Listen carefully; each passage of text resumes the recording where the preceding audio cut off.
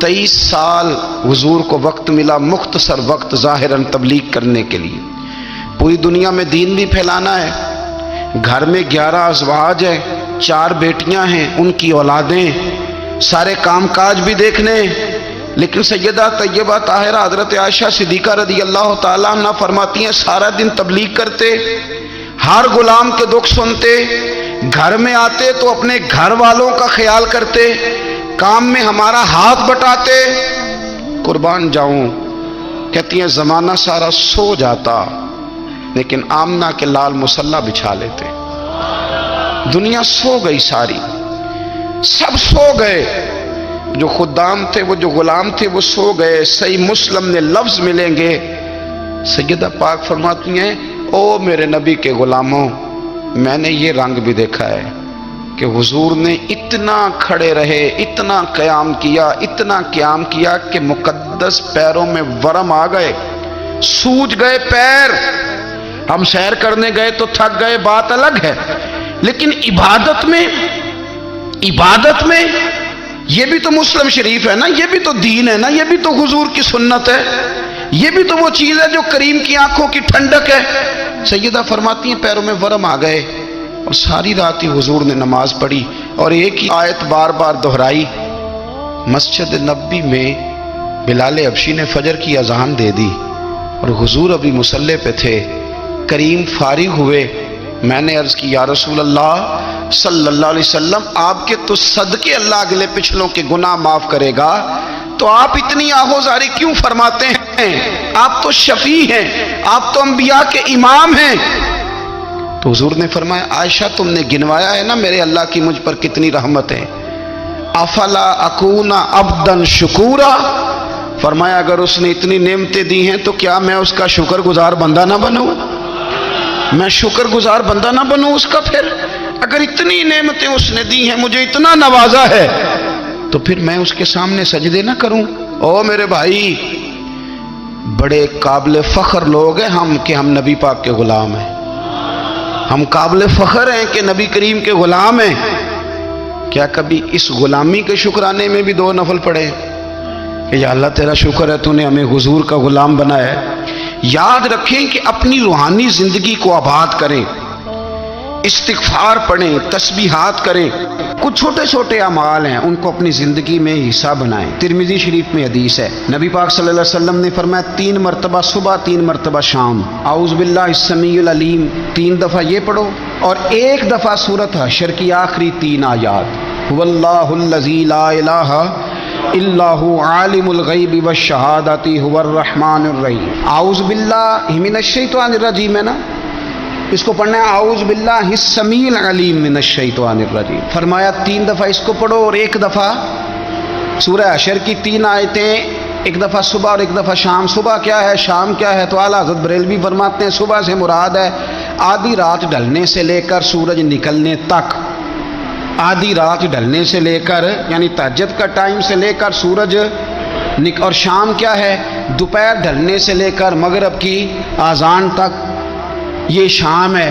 اب سن لیں، یہ ترمذی کی حدیث ہے سیاستہ کی، نبی پاک نے فرمایا جس نے 3 مرتبہ اعوذ باللہ پڑھی اور 1 بار سورہ حشر کی آخری 3 آیتیں پڑھی، 1 دفعہ صبح پڑھے، 1 دفعہ شام پڑھے، نبی کریم علیہ السلام فرماتے ہیں اگر صبح پڑھے گا تو 70,000 فرشتے شام تک، اور اگر شام کو پڑھے گا تو 70,000 فرشتے صبح تک پڑھنے والے بندے کی مغفرت کی دعا مانگتے رہیں گے۔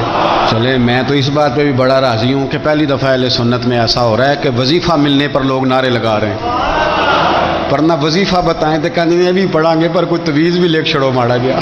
ایک صاحب آئے مجھے کہنے لگے جی برکت کوئی نہیں، غربت بڑی ہے، میں نے کہا سرد واقعہ پڑھا کر، کہتے پیر صاحب تھوڑی تکلیف کرو کو میں نے تویز بھی کر دیو۔ میں نے اسے کہا خدا کے بندے میں تویز دوں گا پتہ نہیں کام بنے گا نہیں بنے گا، سورت واقعہ پڑھ، یہ وہ تویز ہے جو مدینے والے رسول نے عطا فرمایا ہے کہ سورت واقعہ پڑھو تمہیں کبھی فاقہ نہیں آئے گا۔ تو وظائف پڑھیں، عبادات کریں، تیاری کریں، کچھ نیک اعمال بچائیں ایسے جن کا ہمیں پتہ ہو، جو ہمارے رب کو پتہ ہو۔ حضرت عبداللہ ابن عمر رضی اللہ تعالیٰ عنہ حضرت عمر کے صاحبزادے، مکہ مکرمہ میں ان کی قبر ہے۔ میں نے جب انہیں پڑھا تو مجھے ان سے بڑا پیار ہو گیا، لیکن آپ کو پتہ ہے وہاں جا کے کسی شخص کا مزار تلاش کرنا یا پوچھنا ایک مشکل کام ہوتا ہے۔ تو ایک دفعہ میں مکہ شریف میں حاضر تھا، تو ایک گاڑی والا ڈرائیور مجھے کہنے لگا کہ مولانا میں آپ کو جانتا ہوں، مجھے آپ سے محبت ہے، ایک بات بتاؤں آپ کو؟ میں نے کہا بتاؤ۔ کہنے لگے حضرت عبداللہ ابن عمر کی قبر دیکھنی ہے۔ میں نے کہا یہ تو نہیں کہہ رہا، یہ کسی نے بندوبست کرایا ہے، یہ اللہ نے تیرے دل میں بات ڈالی ہے، یہ ہو گیا، تو لے چل مجھے۔ حضرت عبداللہ ابن عمر کو نبی پاک نے فرمایا تھا راجل صالح، یہ نیک بندہ ہے، یہ متقی آدمی۔ حضرت عبداللہ ابن عمر رضی اللہ تعالیٰ عنہ سیدنا فاروق اعظم رضی اللہ تعالیٰ عنہ کے صاحبزادے ہیں، اور ان کی ہمشیرہ سیدہ حفصہ رضی اللہ تعالیٰ عنہ حضور کی زوجہ محترمہ ہے۔ ایک دن اپنی ہمشیرہ سے کہنے لگے کہ نبی کریم صلی اللہ تعالیٰ علیہ وسلم گھر میں آئے نا، اور اگر حضور غم امت میں پریشان نہ ہوں، طبیعت کو حشاش بشاش دیکھو، تو ذرا پوچھنا تو صحیح حضور کا میرے بارے میں کیا خیال ہے، پوچھنا تو صحیح کہ کریم کی بارگاہ میں میرا کیا مقام ہے، میرے بارے میں حضور کیا فرماتے ہیں۔ اب بہن کو کام بتائے، اور بتائے بھی بھائی، اور پھر بہن وہ کام نہ کرے، یہ تاریخ میں ہوتا نہیں۔ حضرت عمر فاروق رضی اللہ تعالیٰ عنہ کی صاحبزادی ام المومنین رضی اللہ تعالیٰ عنہ فرماتی ہیں کہ میں تو بس منتظر تھی، انہوں نے تو کہا تھا نا کہ اگر تم حشاش بشاش دیکھو تو بات کرنا، لیکن حضور تشریف لائے، میری باری تھی، میرے گھر تشریف لائے، کھانا پیش کیا تو فوراً میں نے عرض کی حضور ایک بات پوچھنی تھی۔ تو حضور نے فرمایا پوچھئے۔ میں نے عرض کی حضور میرے بھائی عبداللہ ابن عمر کے بارے میں آپ کا کیا خیال ہے؟ نوجوانوں میری بات پہ غور کرنا، میرے بھائی کے بارے میں آپ کا کیا خیال ہے؟ تو نبی کریم صلی اللہ تعالیٰ علیہ وآلہ وسلم نے میری طرف دیکھا، اور پھر حضور زیر لب تھوڑا مسکرائے، اور بریلی کے امام کہتے ہیں کہ حضور مسکرا دیتے تھے نا تو جو بڑا دکھی ہوتا تھا وہ بھی ہنس پڑتا تھا۔ اب سوال پیدا ہوتا تھا کہ پھر تو اس مسکراہٹ کے لیے انتظار کرنا پڑتا ہوگا کئی مہینے کہ حضور مسکرائیں تو رونے والے ہنسیں، تو اعلیٰ حضرت فرماتے نہیں، انتظار نہیں کرنا پڑتا، یہ مسکراتے رہنا تو حضور کی عادت ہے۔ جس کی تسکین سے روتے ہوئے ہنس پڑے، اس تبسم کی عادت پہ لاکھوں سلام۔ یعنی یہ تو عادت ہے حضور کی مسکراتے رہنا، اس کے لیے انتظار نہیں کرنا پڑتا۔ بھائیو آپ خیال رکھیں گے، غور کریں گے، حضرت عبداللہ ابن عمر رضی اللہ تعالیٰ عنہ کے بارے میں پوچھا تو سیدہ فرماتی ہیں کہ نبی کریم صلی اللہ تعالیٰ علیہ وسلم نہ زیر لب مسکرائے اور فرمایا حفصہ تیرا بھائی ہے تو اچھا، لیکن میں نے سنا ہے کہ عشاء کی نماز پڑھتا ہے تو فجر تک سویا ہی رہتا ہے۔ او نوجوانوں، 10 بجے تک سونے کی بات نہیں ہوئی، 9 بجے تک سونے کی بات نہیں ہوئی، 11 بجے اٹھنے کی بات نہیں۔ حضور فرمانے لگے میں نے سنا ہے کہ عشاء کی نماز پڑھ کے سو جاتا ہے اور فجر تک سویا ہی رہتا ہے، اسے چاہیے کہ تہجد کے وقت اٹھا کرے، اللہ کی بارگاہ میں حاضر ہوا کرے، آہوزاری کرے، سجدے کرے، عبادت کرے، اٹھتا ہے اور فجر میں جا کے اٹھتا ہے۔ حضرت جناب حفصہ رضی اللہ تعالیٰ عنہ کہتی ہے میں نے جناب عبداللہ ابن عمر کو پیغام دیا اور میں نے کہا میرے جوان بھائی سن، نبی پاک نے فرمایا ہے تو اچھا پر تہجد میں نہیں اٹھتا، نفل نہیں پڑھتا۔ او میری ملت کے جوانوں، مزہ نہیں آ جاتا جب ساری دنیا سوئی ہو، ساری دنیا، اور بستر بھی گرم ہو اور نیند بھی پورا غلبہ کر رہی ہو، اور اچانک گھنٹی بجے دماغ میں، آنکھ کھلے، گھڑی پہ نظر پڑے، 3:30 4 بجے کا پیغام گھڑی بتائے، اور کوئی چڑھتی جوانی والا اٹھ کے وضو کرے، اور جب وہ مصلی کھول کے بچھائے تو مدینے والے محبوب کہتے ہیں کہ ہر نماز پہ رب ثواب دیتا ہے، اور جو اٹھ کے تہجد کی نماز پڑھے اسے دیکھ کے تو رب مسکراتا ہے، جو اس کی شان کے لائق ہے، جو اس کی شان کے لائق، وہ مسکراتا ہے، خوش ہوتا ہے کہ میرا بندہ تہجد میں اٹھ گیا، وہ مسکراتا ہے۔ کاش ہماری صبحیں کبھی اپنے مالک کے نام ہو جائیں، کاش کے صبح حضرت ابو الحسن رحمۃ اللہ تعالی علیہ حضرت معاذ ابن جبل رضی اللہ تعالیٰ عنہ کے پاس بیٹھا کرتے تھے. فرماتے ہیں ان سے جو پیار بڑھا تو پھر میرا مصلی سے بھی بڑھ گیا. تابعی ہیں. فرماتے ہیں صحابی رسول سے محبت ہوئی تو ذکر سے بھی ہو گئی, پھر درود شریف سے بھی ہو گئی.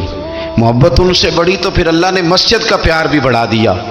آپ فرماتے ہیں کہ میری ہر وقت طبیعت چاہتی تھی کہ بس اللہ اللہ کروں, بس اللہ اللہ کروں, بس نہ میں ذرا تھوڑی جان چھڑاؤں لوگوں سے, کو 10 منٹ ملے تو میں کو 4 نفل پڑھ لوں, میں تھوڑا سا نہ بچوں لوگوں سے, اور مجھے تسبیح ملے تو میں نہ کچھ 400-500 دفعہ استغفار پڑھوں, سبحان اللہ, الحمدللہ, اللہ اکبر, لا حول ولا قوت الا باللہ, میں نہ تسبیحات پڑھوں. فرماتے ہیں کہ بچے تھے گھر میں 6-7, غربت تھی, کام ملتا کوئی نہیں تھا, اور میں کام چور نہیں تھا, کام ڈھونڈتا تھا, پر اللہ کی قدرت کے کام نہیں ملتا تھا. فرماتے ہیں کہ میں نے ایک دن اپنی اہلیہ سے کہا کہ آج میں پھر جاتا ہوں کام ڈھونڈنے. تو میری بیوی بڑی فرما بردار تھی, پر اس دن نہ غربت کے ہاتھوں تنگ آ کے کہنے لگی آج نانا کوئی تو چیز لے کے آیا. تو مجھ سے بچوں کی بھوک نہیں دیکھی جاتی, یہ سب روگاں دا روگ محمد جس دا نام غریبی, کنڈ بلا کے لنگ جاندے نہیں دوست یار قریبی. آج نہ کچھ لے کے آیا تو میں بچے لے کے میکے چلی جاؤں گی. شیخ فرماتے ہیں کہ میں بڑا پریشان گھر سے نکلا, پر میں نے صبح سے لے کے زور تک کام ڈھونڈا, کام ملا کوئی نہیں. تو میرے دل میں خیال آیا چلو کام نہیں ملتا تو اللہ اللہ تو کرے نا, چلو بندوں کی مزدوری نہیں ملتی تو رب کریم کی عبادت ہی کرتے ہیں. فرماتے ہیں کہ میں نے نا فرات کے پانی سے وضو کیا, نہر کے, شدید دھوپ تھی, ساتھ ریت تھی اور ریت تپ رہی تھی. میں نے اپنا رومال وہیں مصلی کے طور پر بچھا لیا, اور فرماتے ہیں کہ زور سے لے کر عصر تک نماز پڑھی, دھوپ بھی پورے زور پہ, پر میرے سجدے کا ذوق بھی پورے زور پہ. فرماتے ہیں سورج بھی چمک رہا ہے اور رب کی عبادت کا ذوق بھی پورے زور پہ. میں سجدہ کروں تو پھر میرا اٹھانے کو جی نہ چاہے. میرے استاد لکھا کرتے تھے, یہ ان کا شعر ہے, وہ کہا کرتے تھے مجھے سوز دے, مجھے ساز دے, اور مجھے نیم شب کا نیاز دے, دم سجدہ خود کو میں توڑ دوں, مجھے ایسا ذوق نماز دے. اور میں تیری بہار کا پھول ہوں, میں کھلا بھی ہوں تو تیرے لیے, مجھے میری شاخ سے توڑ لے, مجھے اپنی زلف کا ناز دے. بھائی فرماتے ہیں کہ عصر تک میں نے نفل پڑھے, دل ڈھلنے لگا, عصر کی نماز پڑھی اور میں وہاں سے چلا. اب میں جب نکلنے لگا تو دل میں خیال آیا کہ چھوٹی چھوٹی دیواریں ہیں گھر کی, بغیر کچھ لیے جاؤں گا تو بیوی دور سے دیکھے گی تو شور کرے گی کہ پھر خالی ہاتھ آ گیا ہے. کہتے میں نے اپنے اسی رومال میں جس پہ میں نے نماز پڑھی تھی نا, رومال میں کی آخی دے پنجابی جو صافہ کہتے ہیں, اسی میں نا میں نے کچھ ریت بھر لی کہ وہ دور سے دیکھے گی تو سمجھے گی کچھ لے کے آیا ہے. چلو جا کے اسے بتا دوں گا کہ آج پھر مزدوری نہیں ملی. کہتے ہیں وہ ریت لے کر جب میں گھر میں گیا تو پہلے بیوی دروازے پہ کھڑی ہوتی تھی, پوچھتی تھی خالی ہاتھ آ گئے ہو, آج میں نے دیکھا تو ہے ہی کوئی نہیں. فرماتے ہیں میں اندر داخل ہوا, سلام لیے, کونے میں نے وہ رومال رکھ دیا اور میں نے آواز دی کہ بھلی مانس کہاں ہو. تو وہ کہنے لگی آپ منہ ہاتھ دھو لیں, میں روٹی لے کے آئی. میں نے کہا روٹی کہاں سے آ گئی, یہاں تو کئی دنوں کے فاقے, تو کئی دنوں کی غربت ہے, یہاں تو اس گھر میں تو فقیری ہے. فرماتے ہیں کہ وہ روٹی لے کے آئی اور اس وقت کی جو موجودہ نعمتیں تھیں, سمجھ لیں سلاد, اچار, ہر چیز ساتھ لائی. میں نے کہا کہ بچے کہاں گئے؟ کہنے لگی وہ کھانا کھا کے کھیلنے گئے, آپ کھانا کھا لیں آ جاتے. کھانا اس نے چن دیا. میں نے حیرت انگیز لہجے میں ساری نعمتیں اپنے دسترخوان پہ دیکھ کر کے بیوی سے پوچھا یہ کہاں سے آیا کھانا, بچوں کو تو نے کہاں سے کھانا کھلایا, یہ سارا کچھ کیسا ہے؟